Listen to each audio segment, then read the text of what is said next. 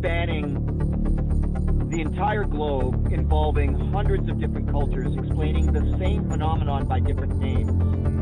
The nature of the footprints, namely their remarkable consistency, their biomechanical appropriateness, those aspects that are extremely compelling.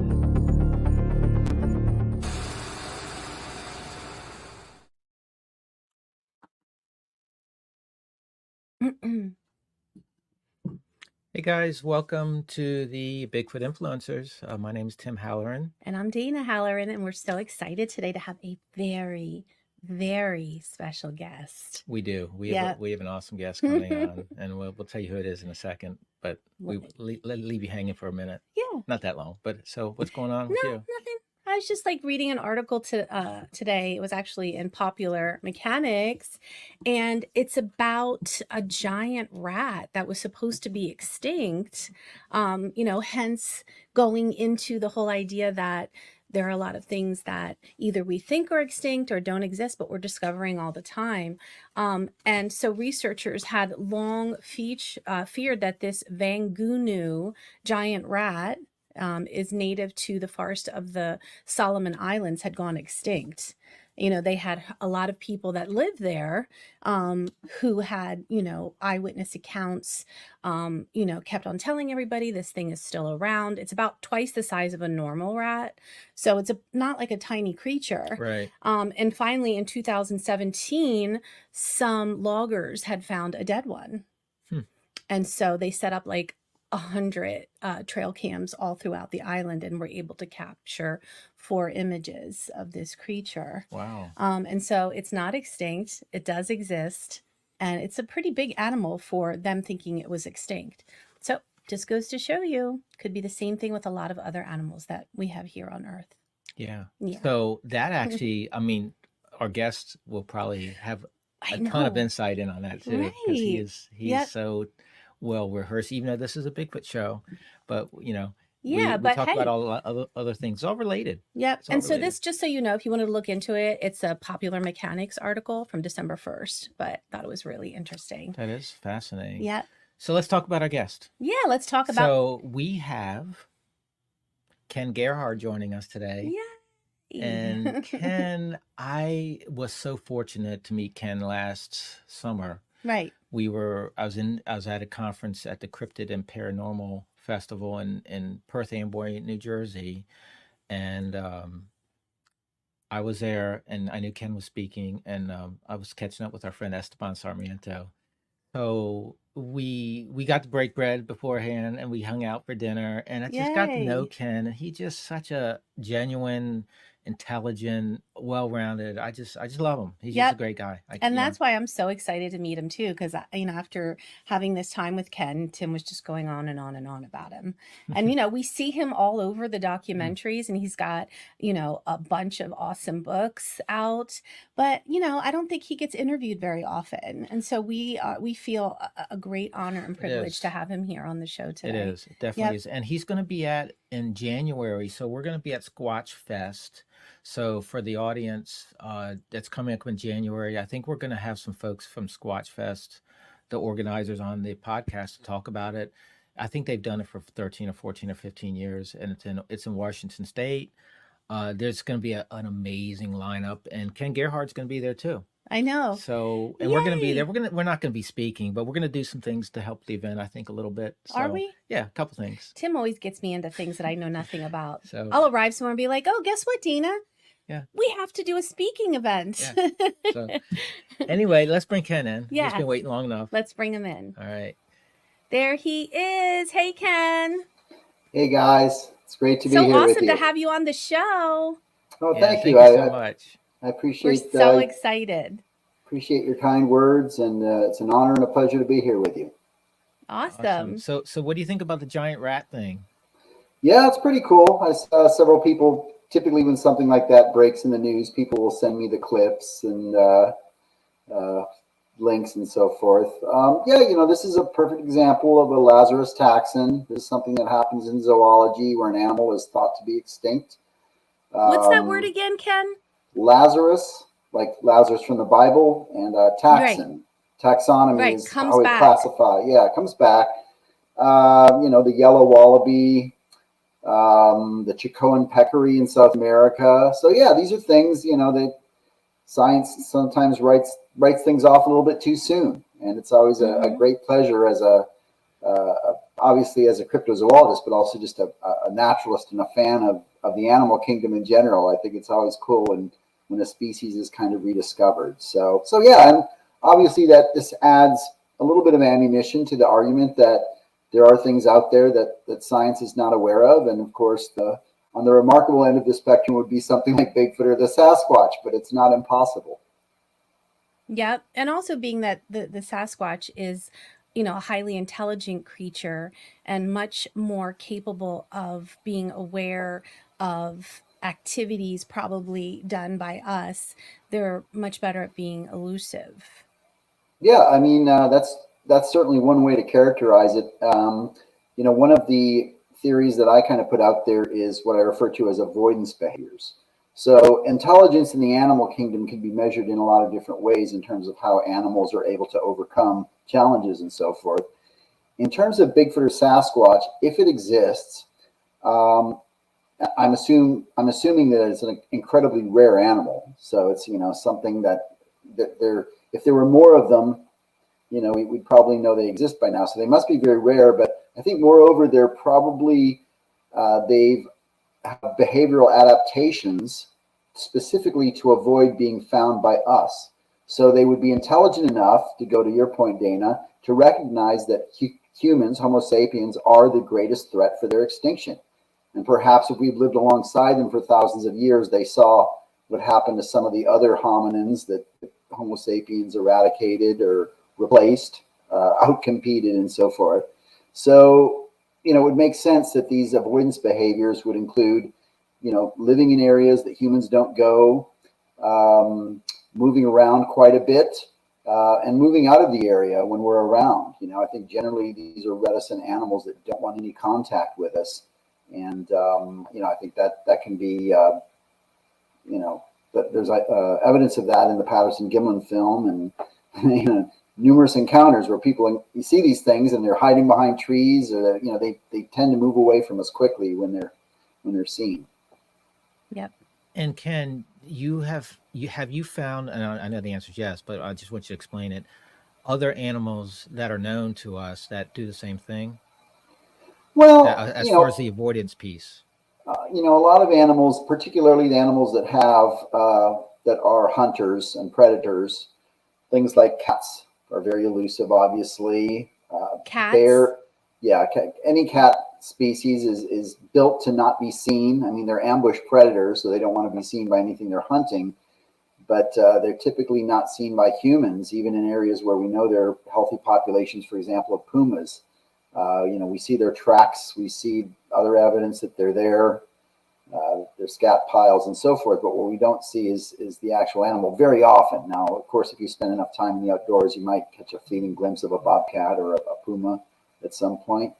So typically it is animals that are higher up on the intelligence scale. But you see examples every day. I go hiking every morning, and there's tons of deer around where I live, and sometimes that deer will be right out in front of me on the trail, and it just takes a few steps into the brush, and I can't see it anymore. Even if the brush isn't real heavy, it just has a way of kind of camouflaging itself. So I think there are a lot of examples in the animal kingdom of species that recognize humans are dangerous, or sense that humans are dangerous, and move away from us quickly, and are just good at not being found.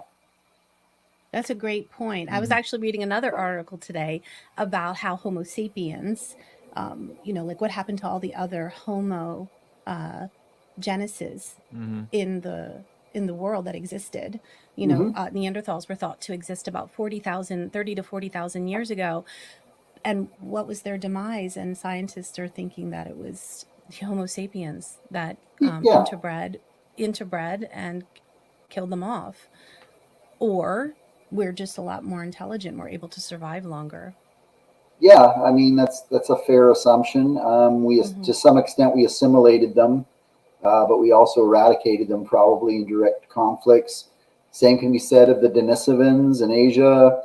Homo floresiensis, Homo naledi in Africa was around only 50,000 years ago, but all these species presumably are no longer around. Now, I don't want to sound like a hypocrite because I think Bigfoot, Sasquatch is the exception. I think there is one species of relict hominin that did survive, and very small numbers probably. And again, much of that may be due to these avoidance behaviors that they basically just figured out at some point that they needed to stay away from humans and retreat farther into the deep wilderness.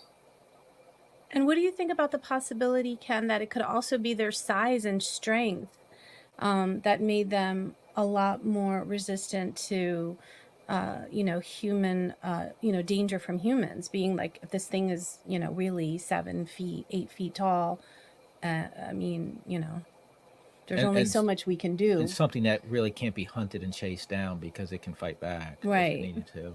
Yeah, that's a fair point. From an ecological standpoint, I frequently make the argument that Bigfoot is very similar to the bears that we have here in North America. Black bears versus Americanus, brown bears, of course, versus Arctos, Middendorfii. Not so much polar bears, but they fill a similar ecological niche in that they are probably, and based on the evidence, generalist omnivores, opportunistic omnivores. So they eat a lot of things, a lot of different types of things, and they would have to if they're big and endothermic. And they seem to live in a lot of the same habitats. Yeah, I'm sure you guys have heard about that study that was done a few years ago, and also the overlays and correlations between populations of bears and assumed populations or alleged populations of Bigfoot, that those overlap very well. And that would make sense in terms of animals that fill a similar ecological niche. Keystone species, they're apex predators when it comes to the, pretty much anything on the food chain. So yeah, they're big, they're powerful. Jeff Meldrum, of course, also always likes to talk about how, we're built for brains and Bigfoot is built for brawn. That's obvious to some extent because of the sheer size and stuff. But I think, short of like tool use and fire use, we don't have any evidence of anything along those lines, culture, language, or anything like that. But again, they may have a level of intelligence in terms of recognizing, what is dangerous to them. And there probably aren't many things out there that threaten them or that are dangerous to them because of their massive size and mobility and so forth. But we certainly are. Well, you just mentioned language, Ken, and so do you think? I mean, there's been some recordings. Obviously, maybe one of the most famous is what the Sierra sounds. Do you think there's some type of language from everything that you've researched and looked into? I haven't seen any evidence of that. And of course, I've heard R. Scott Nelson do a presentation on on the Sierra sounds, and he obviously is a linguist, and a lot of people have put a lot of weight into his conclusions. It's interesting. I don't know how much of that, if any, has been peer reviewed, and I think that's where you would really have to go to build an argument for that.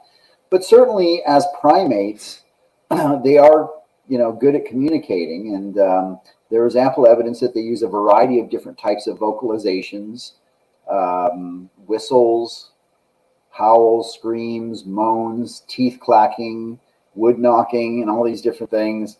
So they probably have ways to communicate with each other, and a lot of animals do. Primates, monkeys and things use a lot of facial expressions, but also a variety of different types of sounds with each other to communicate to each other. Other animal species have ways of communicating with each other that are more subtle.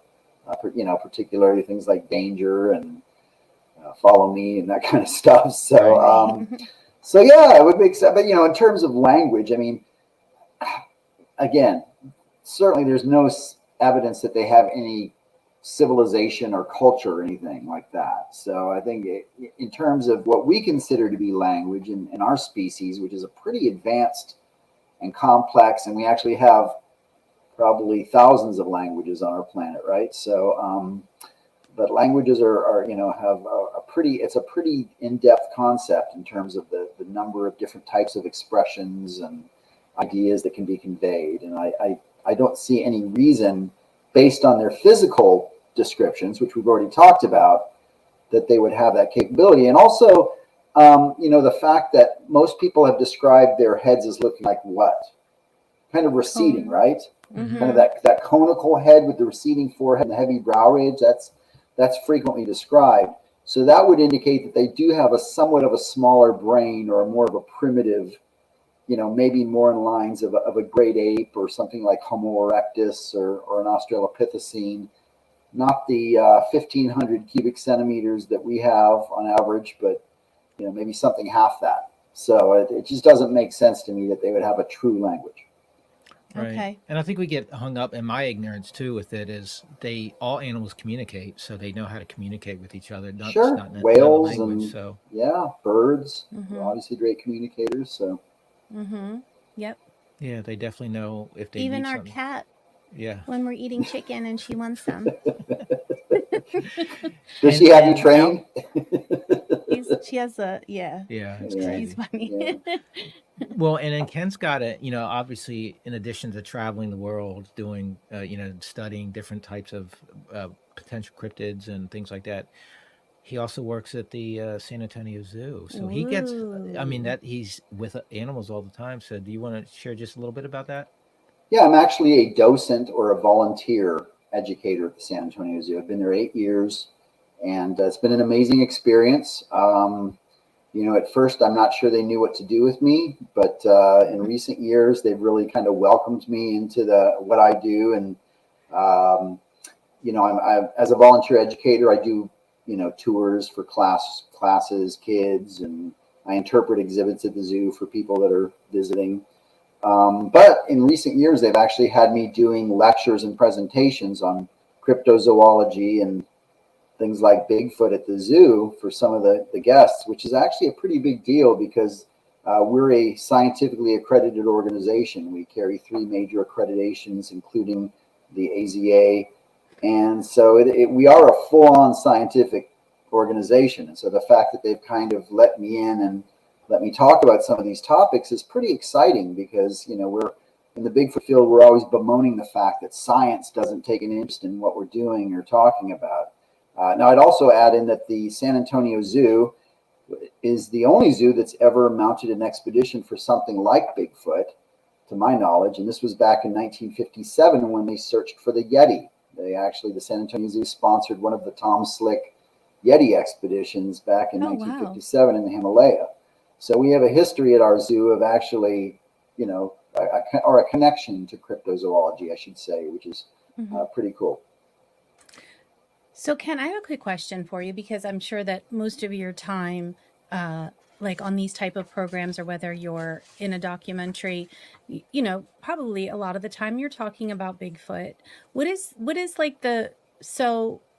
are some of your other cryptos that you are very interested in? I kind of started my journey in the field of cryptozoology seriously with reports of what are called thunderbirds or big birds, which are giant winged, birds, or some people describe them as looking like giant flying reptiles, like pterodactyl type things. Reports are not as prevalent as Bigfoot by a long shot, but there are, I've interviewed dozens, if not hundreds, of seemingly credible eyewitnesses who swear they've seen winged animals with 15, 20-foot wingspans. And of course, science doesn't acknowledge that anything like that exists. That was the subject of my first book, which was called Big Bird, Modern Sightings of Flying Monsters. I've been on a number of television shows about the so-called chupacabra, about both here in Texas and in Mexico. And of course, most people will think of Puerto Rico and other Latin American countries. I've written a book about the Mothman, which I guess would kind of go in the winged cryptid category. And just recently I returned from Loch Ness. So I've done research at Loch Ness for the Loch Ness Monster and other lake monsters across North America, Canada, and so forth. Big mystery big cats, black panthers. I'm blessed to be considered one of the generalists in the field of cryptozoology, or I do research a lot of different subjects, not just Bigfoot or Sasquatch. So I don't really have much knowledge at all about the Thunderbird Can you, like, do you guys have evidence, or like, I mean, I'm looking behind you and you've got tons of Bigfoot footprints behind you, and we've got, Yeah. we've got some video footage, whether Yeah. people believe them to be true or not. What do you have anything like that on any of the other cryptids? Unfortunately not. Let's use Thunderbirds as an example. Unlike Bigfoot, where, like you said, we have physical trace evidence and the Patterson-Gimlin film and hairs and audio audio recordings, Thunderbirds, all the evidence is anecdotal. No one has found, to my knowledge, a giant feather, nest, eggshell, giant pile of bird poop on their car, anything like that. So it's all anecdotal, but you do have, similar to Bigfoot or Sasquatch, you do have many different Native American traditions all across the continent that describe giant birds that are much larger than eagles or anything known. To the Lakota, it's the Wakanyan. To the Pawnee, the Huhuk. The Cherokee have the Tlanawa. There's just a bunch of different names for them, but they're all essentially describe thunder beings or thunder birds, giant birds. In modern times, there have been many sightings. There's one controversial film from Illinois from 1977 that hasn't really convinced a lot of people, but it's interesting. But other than that, it's just a lot of people that I've run into that swear to me that they've seen something. And the average wingspan described is about 14 feet. Now, it's an estimate.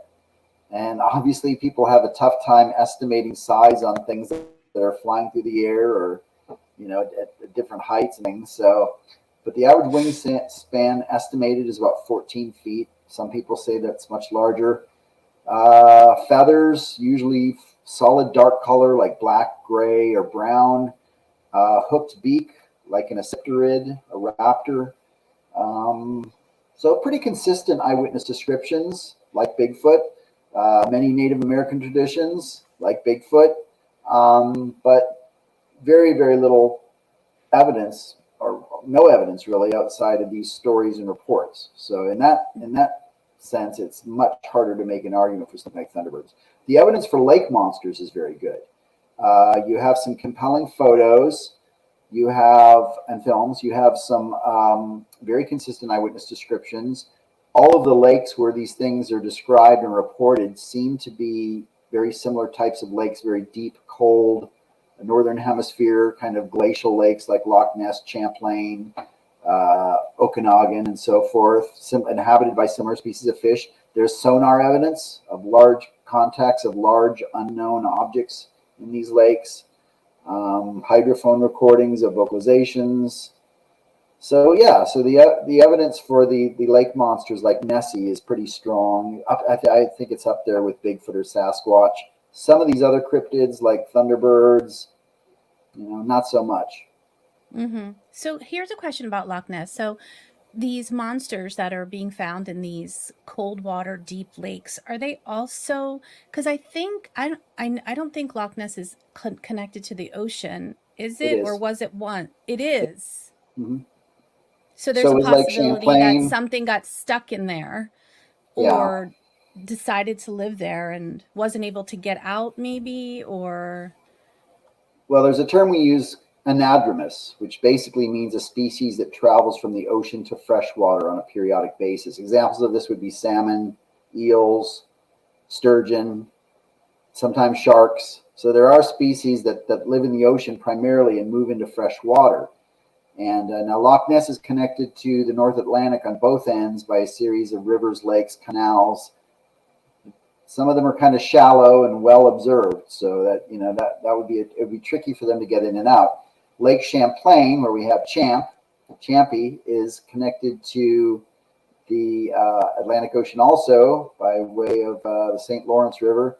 And then even Lake Okanagan in Canada, where we hear the Ogopogo, is connected via tributaries to the Columbia River to the Pacific Ocean. So it's not impossible that these lake monsters are really sea monsters and that they only travel into lakes from time to time, which is why they're not seen all the time.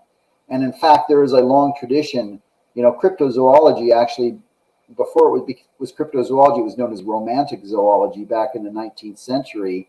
And the big topic back then was not Bigfoot, it was sea serpents.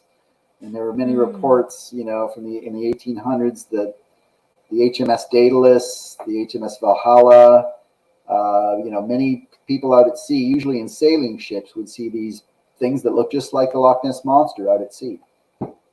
So what's interesting is I think we have one close to us in the Chesapeake Bay called Chessie. Chessie, yeah. So. Yeah. Yep. So we're like we live on the Delmarva Peninsula, so the west of us is the Chesapeake Bay. Mm-hmm. But I mean, who knows? You never know. That's a cool one. I just did a clip on Chessie for a show I'm on called The Proof Is Out There, which we're filming the new season. And there was someone that actually filmed something off the coast of North Carolina, but which is not too far, you know, south of there. Yeah, Chessie, there was actually some footage shot in 1982. It's known as the Frew footage, Frew, and it shows seemingly shows this animal that's, you know, kind of undulating up and down in the water that's kind of unknown. That video was so compelling that it actually almost prompted the state of Maryland to declare Chessie a protected species. And in fact, the footage was shown to 7 scientists at the Smithsonian Institute, including a guy named George Zug, who was a world famous herpetologist, and they agreed that it was an animal that they weren't familiar with. So that's some of the most awesome, compelling Ken. footage of an aquatic cryptid is of Chessie in the Bob Frew footage, 1982. Wow. We're gonna have Right in my backyard my whole life, and let's never go check it saw out. the video. Yeah, and you mentioned the Columbia River, and we were watching something recently about before, you know, that there's dams all over the Columbia River now, and then they find sturgeon that probably got trapped, and they get humongous, and people may mistake them for big sea serpents because they get big, but they're stuck because they can't get out anywhere. So Right. That probably does happen. And yeah, that's an example of an anadromous species is the Pacific sturgeon, Asa penser montanus. But, you know, there are some 10 and 11 foot specimens that have been found in the Columbia River and some of the lakes in British Columbia and Idaho and so forth. So yeah, that could certainly explain some of the lake monster sightings from that part of the country. very cool. So we're going to get into Bigfoot here in a few minutes, I think. And we kind Okay. of already have. Yeah. But I want to talk about, so Ken you've written how many books now? 6. Wow. So can you, for the audience, can you do it like a brief, you know, I know a rundown, I know you mentioned some of them already of what those books are, and maybe we can talk about where people can get the books if they want to get them too. Oh, Yeah. thank you guys. I appreciate that. Yeah, my first book, Big Bird, Modern Sightings of Flying Monsters. It's about the Thunderbirds. I co-authored a book called Monsters of Texas with my good friend and colleague, Nick Redfern. I live in Texas, so it was simple for us to kind of cover all the cryptids and monsters here. Encounters with Flying Humanoids, which is about Mothman, and unfortunately that book is out of print, but I'm trying to revise that one at the moment. The Essential Guide to Bigfoot, The Essential Guide to the Loch Ness Monster and Other Aquatic Cryptids, and A Menagerie of Mysterious Beasts, which covers a wide range of cryptids. And all of those books are available on Amazon. If people just go to Amazon and type in Ken Gerhard, I'm sure it'll take you to my author page, and you can get copies there. Yeah, and I think what's really also, great about if Ken's- people want sorry. signed or personalized copies, they can contact me through social media, and I'm happy to send those directly as well if people like the autograph or whatever.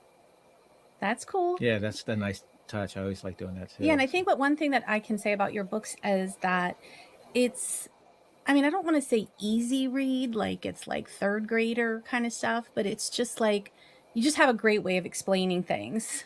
And I think the average person can really enjoy, and even like, especially the Essential Guide to Bigfoot. I think that's a great first book for somebody, or even somebody who is really into Bigfoot. There's going to be stuff in there that they just never knew. So I think it could be good for a newbie or a person who is already into the subject, for sure. Well, I appreciate that. I do consider it to be mainly a primer or an introduction to the topic because, you know, with the success of shows like Monster Quest and Finding Bigfoot and Expedition Bigfoot and all these different shows, there's a whole new generation of people that have become interested in the subject of Bigfoot. But unfortunately, they don't have access to a lot of the resource materials that were kind of really important to my generation of Bigfoot researchers. The books by John Green and Grover Krantz and Peter Byrne and all these guys, Renee DeHinden, the horsemen, so as we call them. So yeah, and there's a lot of, unfortunately, because we live in the world of clickbait and people trying to direct traffic to different sites and articles, there's a lot of really bad information out there in terms of people making things up or misinterpreting or whatever. And I think if people are serious about this subject, I think we owe it the respect to get the facts right, the details right, and for people to have, in order for people to form their own opinion about Bigfoot or Sasquatch, it's important to have reliable information that's been vetted. And I often tell people there are a lot of things that we don't agree on in the Bigfoot field, but there are a lot of things that we do. And there are studies, analytical studies that have been done on reports and footprint evidence and different things that have led us to some pretty decent conclusions that I think, at least for now, that are the most sensible and pragmatic things. So I'm certainly not an advocate of the paranormal aspect of Bigfoot. I haven't seen or experienced any evidence of that, and I've been searching for 45 years all over the continent. And so I guess I'm classified as an old to be that. Come on. Well, I started when I was like 9 or 10 years old, and I wasn't a normal kid.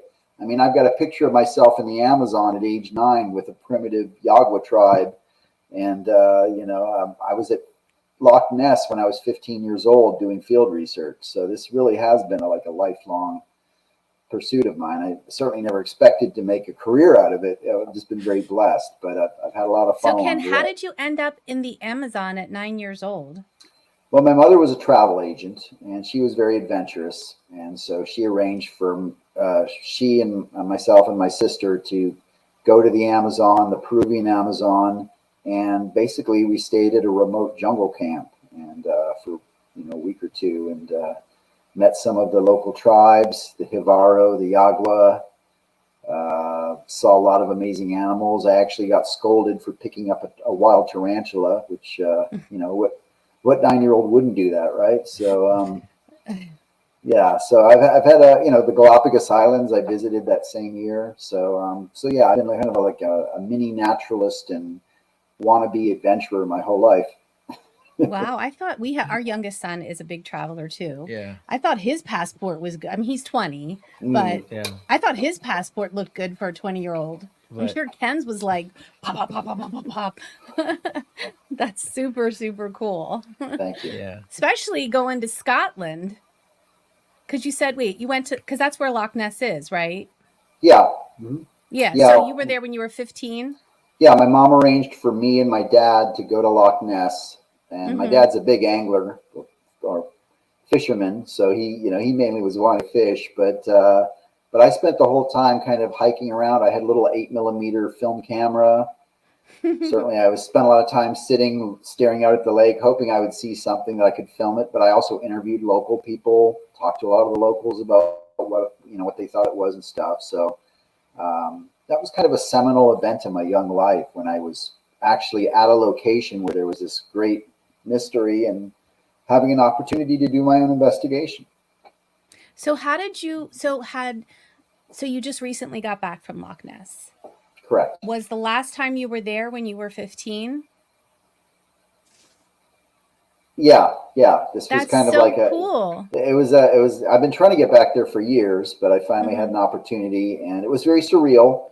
The hotel that my father and I stayed at when I was 15 is now the Loch Ness Exhibition Center. I don't know if I got the title right. It was a big Loch Nessie museum there in the town of Drumnadrochit. How far away is that from Edinburgh? Do you know? It's about 2.5 hours. Okay. Yeah, because that's my friend north. Nikki is moving there. Mm-hmm. So maybe that'll give me an excuse to go check it out. Beautiful. Spent some time in Edinburgh. Edinburgh. It was during a big festival there that's very popular. So it was packed, and there was a lot of people celebrating and playing music, and so it's a great culture. Scotland is, and the closest town, really, or small city to Loch Ness is called Inverness, which is right on the north end. And it's grown a lot since I was there when I was 15. I remember kind of a small, rustic, quaint town, but now they're like, convenience stores. I remember walking into a convenience store there in Inverness and thinking, this could be anywhere in the States. I mean, it's just a convenience store. So Yeah. I guess Until you hear things somebody change a little talk. bit. Yeah. And then when you hear somebody talk, you're like, what did you say? I know from my time living in Europe and having Scottish tourists come down to Italy where I lived. Yeah. Couldn't understand them. It was crazy. Yeah. Did you have that same situation? To some extent, and I was actually working with a film crew.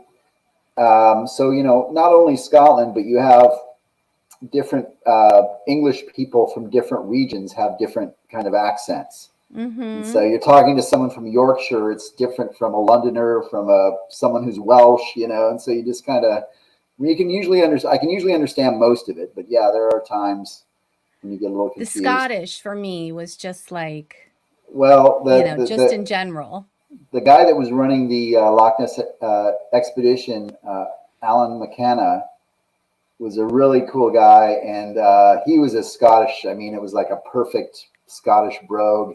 And what I thought was really awesome is that he said "I" a lot whenever he said anything. I, it's like, that's such a Scottish phrase, I guess. But right. That was cool. And I got to admit, the food it was great, but not very healthy. I tried the black pudding and the haggis and the fish and sticks, and pretty much everything there is deep fried and salty. So there was one time. The Irish they don't eat a lot of salads. Are not known for their cuisine, for sure. Not a lot of vegetables or salads around that I come across. But anyways, right. Great, beautiful country, beautiful people. It was a lot of fun. That's all. So how did you get hooked? Well, when did you know that this creature that we know as Bigfoot or Sasquatch or all the other indigenous names, what piece of evidence or what hooked you said, wow, I think this thing is really out there? Well, about the time I turned 9 years old, I had two passions as a young boy. One was animals and the outdoors. Mm-hmm. My father was a forestry professor, so I kind of grew up in the outdoors. Our first pet was a small alligator, and I had lots of exotic animals I collected as a kid. So I loved animals and the outdoors. And then I also loved monster movies. I grew up watching Godzilla movies and King Kong and Planet of the Apes and all that stuff. So when I was 9 years old, I remember watching Saturday morning cartoons, and they did a little news segment during the commercial on Bigfoot. And they showed a clip from the Patterson-Gimlin film. There were pictures of guys holding casts like the ones behind me here. And I mean, it was just like it flipped a switch. I just thought it was the coolest thing ever because it combined my two passions, which were animals, because this thing seemed to be some type of ape or unknown animal, but also it was a monster, or a lot of people were portraying it as a monster. So that was kind of it for me. I've told Jeff Meldrum that the first time that I saw that film, I was only 9 years old. The first time I saw the Patterson-Gimlin film, and I grew up watching monster movies and costumes, I said, that's not a costume. I can see the muscles, the mask looks natural, the hair, it was a completely subjective, intuitive thought. It's not a costume, that's real. Yeah. And so that was probably a big deal for me back then. And also, the film was actually shot a week after I was born.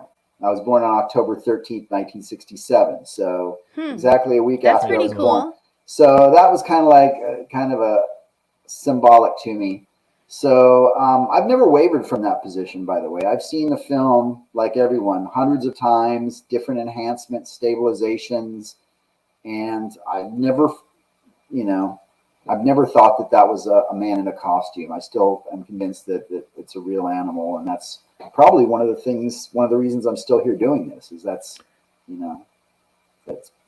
pretty convincing. Yeah. What are the biggest skepticisms of the film that you've heard, and then how do you explain what people think they're seeing? Well, and again, the scientific position to take, even as sure as I sound about the veracity of the film, I'm only going to say I'm 90% convinced it's real, because there is a chance. It's not impossible it could be a hoax, right? The best skeptical arguments I've heard against it are the fact that the lighting, well, first of all, the story, which, I've heard I met Bob Gimlin for the first time in like 2004, 2005. And I've heard him tell the story like many people have many times. And he doesn't embellish. I mean, it's a pretty solid, pretty consistent retelling of the events of that day.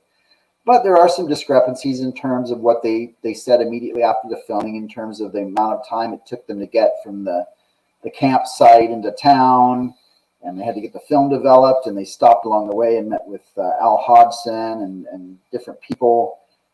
So some of the timelines are a little curious. There's an argument out there the skeptics are using in terms of the shadowing and lighting in the film, because Patterson and Gimlin claim they filmed that in the afternoon, 1:30, 3 o'clock, somewhere in that time frame. I think I've heard a couple of different versions, but the shadowing doesn't seem, according to the skeptics, to line up with that time frame or that time of day. The fact that Patty, as we call her, the subject in the film, has hair-covered breasts. Obviously, when she turns, we see those mammary glands or breasts. Scientifically speaking, there are no great apes or hominins that have hairy breasts. They have to be accessible to the young. So that's an unexpected physical characteristic. Although I think the way the breasts look and move, I think, is actually very convincing. And, the size, obviously the size estimates have come down through the years. For a long time, 7'3" was the average or the most accepted possible height for the subject in the film. That's come down now through analysis by different people that maybe we're talking more of like 6.5 feet, which is not outside the range of a human. Obviously 7'3" would have been harder to accept that there was a person in the suit if that was the height. So there are some, reasonable skeptical arguments. I'll tell you the best reasons. Well, one of the main reasons I don't think it's fake is because of the trackway that was left behind.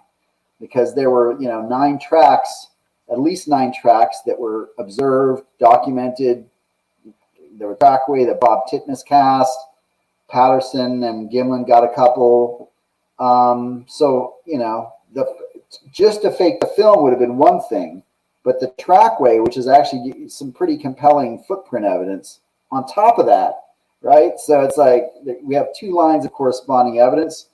And also just the location itself, because, there could have easily, if it had been a guy in a suit, there are a lot of things that could have gone wrong. Could have been seen by someone else or a hunter, God forbid, shoot at it.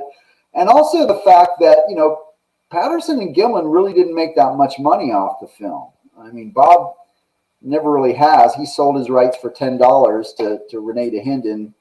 Patterson tried to make a little bit of money here and there, but, we all know the tragedy of Roger Patterson was that he was dying in 1972 of leukemia, and he really needed money for medical treatments. Wouldn't you have been, this is just my opinion, but wouldn't you make a lot more money exposing it as a hoax than trying to stick to your guns and you have this film of an unknown animal, which is controversial? Because once it becomes the greatest hoax of all time, then there's books and lectures and who knows. So I don't know. It's a great argument either way. I'm convinced it's real. Even recent enhancements and stabilizations that have been done, we can see even better detail, like the toes curling up when it walks and things like that. It's sort of an unnatural walk for a human, but not impossible. Who knows? Great mystery. Yeah, and let's not forget, costume design capabilities in the late 60s. Yeah, that's kind of what I meant by that's not a costume. But you're right. It was even worse back then. And you know what? There have been a couple of attempted recreations on TV shows, right? Where they've like tried to get National Geographic did one with Bob Hieronymus and Philip Morris. There was another show that came on, Bigfoot, in the 1990s, where they tried to do a sort of a quasi reenactment on a sandbar. And this is like using 1990s technology and special effects experts to design the costume. And when they did the side-by-side comparison, to me, the Patterson-Gimlin film still looked way better, even though they didn't. Because I haven't seen that. That's interesting. Yeah, it's, I think it was in the early 90s. There was a show. It was just called Bigfoot. I forget the name of but you know, there some of our friends were in it. Ron Moorhead, Todd Neese, and some of those guys were in it. But yeah, they did a recreation with a special effects guy. Now, I've had some spirited conversations. We were talking about skeptics. One of my friends is a guy named Ben Radford, the editor of Skeptical Inquirer magazine, and you know, he's arguing and has been arguing lately. No one's really done a real recreation. You know, Bigfooters need to get out there, make a costume, go to the actual film site, and prove to us that it can't be recreated. So they didn't actually go to the actual film site for that particular episode. So he kind of argues that, well, that is not a recreation if they weren't at the right site, but they did choose an area that looked like the site in the film. So yeah, because even the site that we saw in 1967 is not the same now. No. I mean, very different. You figure, you know, over 50 years, nature changes. Trees get bigger, grass grows, rocks get moved around, you know, so. It has changed. I was at the film site 2 years ago, and yes, it doesn't look at all recognizable, but anyways, maybe that's a project. I would like to see a recreation attempt, you know, but it's, you know, logistically it's going to be very difficult to do something like that. And sadly, most Bigfooters, as you guys probably know, since you talk to a lot of them, we don't have a lot of resources to do there's not a lot of the things we want to do. So so. Very few people are able to like sustain a decent living. Enough. I think that was what Cliff said. Cliff Barackman said was that he has enough. Yep. Yeah, well, if you've got Bigfoot in your life, you don't need too much more. But you know, research can be very expensive. I just when I got back from Loch Ness, I had a water sample that I took from a possible sighting location that had happened 7 hours earlier, and I had that eDNA tested out of my own pocket, and it wasn't really that expensive because it was a fisheries lab, so it was like they were just looking for different like aquatic species. But Cliff has, you know, explained to me that in order to actually have an entirely new genus sequenced, you know, we're talking about 6 figures.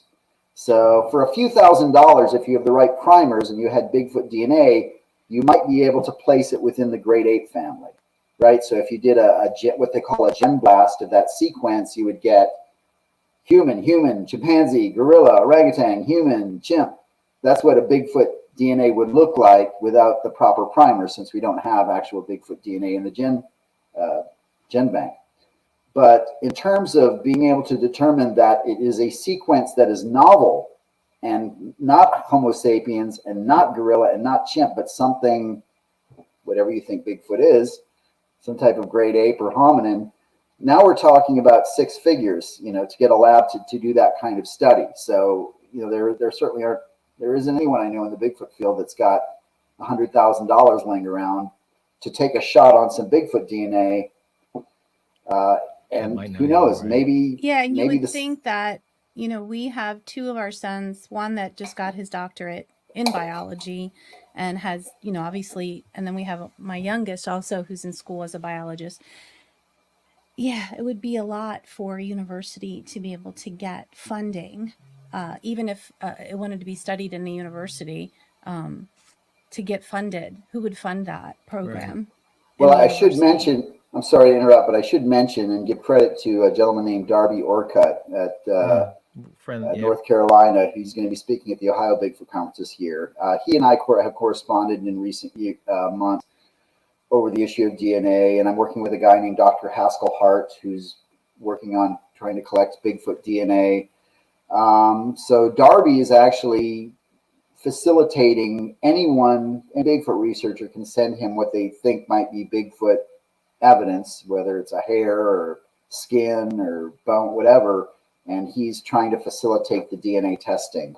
So, but I don't know to what extent, again, he's able to, because even he's got to do it through the university, and probably there's some funding that needs to be done there. He can't just sneak it back there and just No, well, he's got it. So I've talked to Darby a bunch of times. And Okay. actually, Darby's schedule's so crazy. So he's gonna jump on here soon. So Darby, if you're listening, I'm letting the cat out of the bag just to give us an update, because he did a few episodes. He did. I think he was on with Brad and Russ. Oh, and, right. And he, but now it's been a few months, so now we're gonna get some updates. So Darby said in the future he'll get on with us. But yeah, Darby's at NC State, and he's got funding, not unlimited funding, but he's got funding to run a DNA project for anyone who wants to. He's got a process that they vet out, what people are sending in, but you can send your potential DNA to NC State and Darby's team, and he'll take a look at it.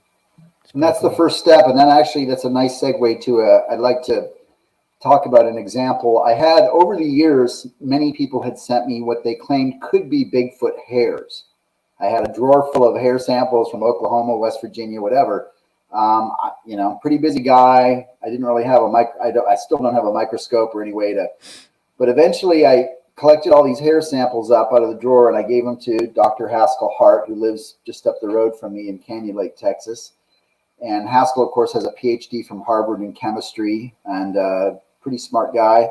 He has a really nice microscope, and he's retired. So he had the time to go through, look at the different hairs, and hair, this is just a general statement for all Bigfoot researchers out there, or aspiring researchers. Hair doesn't go right to the DNA stage, because a lot of people will send me a Bigfoot hair and they get this DNA test. It's like, no. First, what you do is you vet it by putting it in a microscope, and every mammal species has distinct hair characteristics in terms of the medulla, the scalation patterns, banding and tapering patterns, colors, and so forth.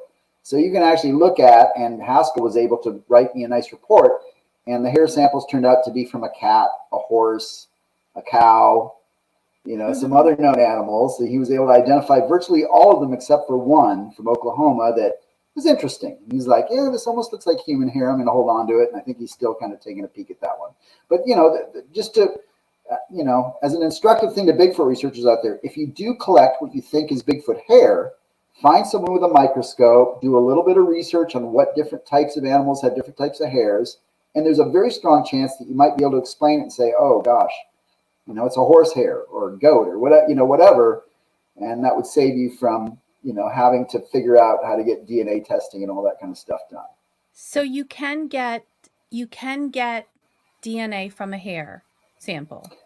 Not all hairs. I mean, I think it has to be fairly fresh hair, and it has to contain, So sometimes when I'm like flat looking in the hairs. mirror for gray hair and I pull out my gray hair, there's like a little bit of tissue from my scalp. Is that where you need to get the DNA from? Yeah, that's true. That you can't get. That's another thing, I guess. I'm glad you brought that up. You can't necessarily get DNA from every hair. So some hairs are degraded, or that fleshy part's gone, or whatever. So then it comes down to just comparative analysis, which is what we were just talking about. But that's still not a bad way. At least if you can put it under a microscope and rule out or other things, at least it's compelling. Yeah, well, we've been able to do that for quite a while with hairs, being able to distinguish what animal a hair can come from. But that's interesting that the one from Oklahoma, he was unable to clearly identify. But he said he thinks it looks human. Looks human-like. Maybe it is human, but I guess we haven't gone to that next level with that one. But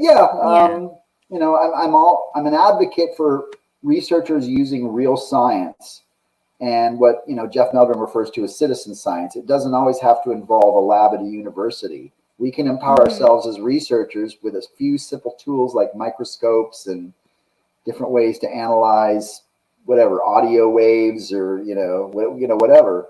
whatever you're into, empower yourself with the ability to kind of at least vet things out of the system so that you're not, trying to go all the way up the ladder with, something you're just not sure about. So. Right. That's great. That makes sense. Great advice too. Yeah. As well. So Ken, why don't you share with everybody? So I know that there's probably a lot of different ways that people can follow you. So why don't you tell us a lot of the ways that we can follow you? Well, thank you guys. I appreciate that. Some very insightful questions, and always fun to discuss this stuff. My website is currently under construction. It's kengerhard.com, but hopefully I can get that at the early part of the year.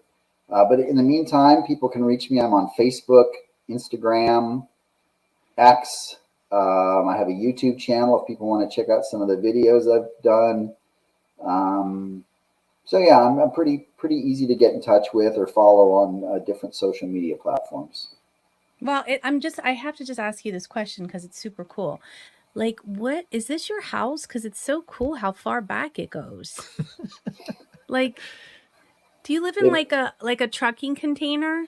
No, it may be a forced perspective. People turn their homes into that's super cool. I think it's the camera and the angle, maybe. Okay. I just kind of have it running along this wall here, but it's really not that big. Okay, it looks really cool. And like, what the heck? It's like goes straight back. Yeah, that's awesome. Yep. And we'll make sure we add links to for the audience to the books on Amazon, how you can track them down, YouTube, and all that other things. And do you have any other closing things you want to share with the audience as far as if they're want to get into the subject or they have any questions? Is there anything you want to close out with? Again, check out my book, The Essential Guide to Bigfoot. I think it's a good primer, but there are a lot of nuggets in there, even for experienced Bigfoot researchers. I've had several that have come to me and say, I didn't know that about, whatever. I definitely dug deep on that one. And also, and it's an easy read. It's not like heavy. It flows. You don't have to reread the thing 100 times and be like, what the heck? Yeah. Like, I appreciate that. Yeah, I mean, the Grover Krantz's book and Dr. Jeff's book are amazing, but it's like, especially for someone like me who's not that smart, I'm like, you are smart, baby. I'm like, what am I reading? I get it's true. Yeah. It's like you're reading like a college textbook. Yeah, it is. It's good. It's amazing. It's just you got to highlight, look up. Yeah. But yours flows. Love it. Well, I appreciate that. That's very kind Detail of you to say. flows, and we love the book. Yeah. Well, we have and like you said, I'll be at Squatch Fest in January in Washington State. Anyone's and you're gonna meet us in person. Are you so excited to meet us? Well, I am. Well, I met Tim. Okay, bye. We had a good time, but I'm excited to meet you, Dana. Maybe we'll. Yeah, I'm excited to meet you too, Ken. It's gonna be super cool. It's a great event. It's one of my favorites. It's gonna be my first time in the Northwest. It is. Ooh. I know. Right in the shadow of Ape Canyon, right there near Mount Rainier. Yeah. Is our boy Mark Marcel going to be there? Or Mount St. Helens. I'm sorry, St. Helens. St. Helens. Oh, right. Yeah, Mark has spoken at that event quite a bit. He's not on the docket per se, but Mark. He might show up. He'll probably be there. I think he was there. J. Robert Alley, who's a friend of mine, he's going to be there. They're usually there every year, and Todd Neese probably. There's a lot of Bigfooters, from that area that are very well known that show up to that event. Last year I met. Oh gosh, I can't remember his name, but I'm a big Bigfoot nerd when it comes to some of this stuff too. Oh, Henry Franzoni. I met him for the first time last year. Henry's so cool. Really cool guy. I've always wanted to meet him. We love Henry. Fun.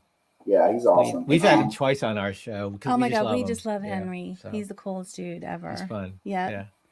But Ken, it has been an honor and a privilege to have you here on our show. And we're super grateful, super excited of all the things that you had to share.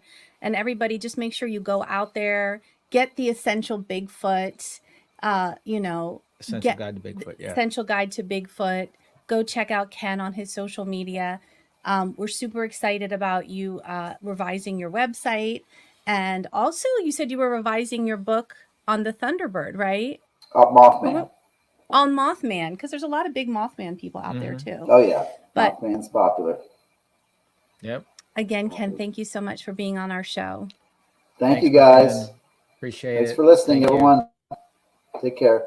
Bye. Take care, Great. Ken. Thank you.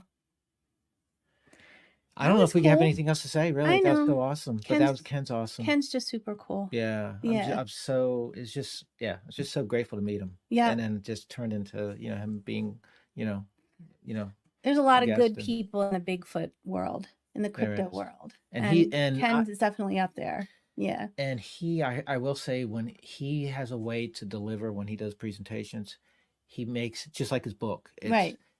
I mean, he'll say some things that I have no idea. I have Yeah, to look like it up I in had the no idea the dictionary, other word. Right. but it flows. He makes it where you can understand it and you Yep. can grasp onto it. So Yep. he's a great educator. And So that's so important, it is is. being a good communicator in Mhm. this, because you're reaching out to more people and you're, educating them on the possibility of all these creatures that are wandering around out there that we don't really know that much about. So super Very true. cool.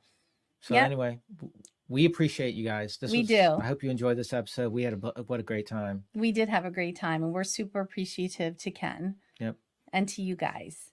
And don't you know how to follow us, catch up on us with all the social media platforms, YouTube, Untold Radio AM.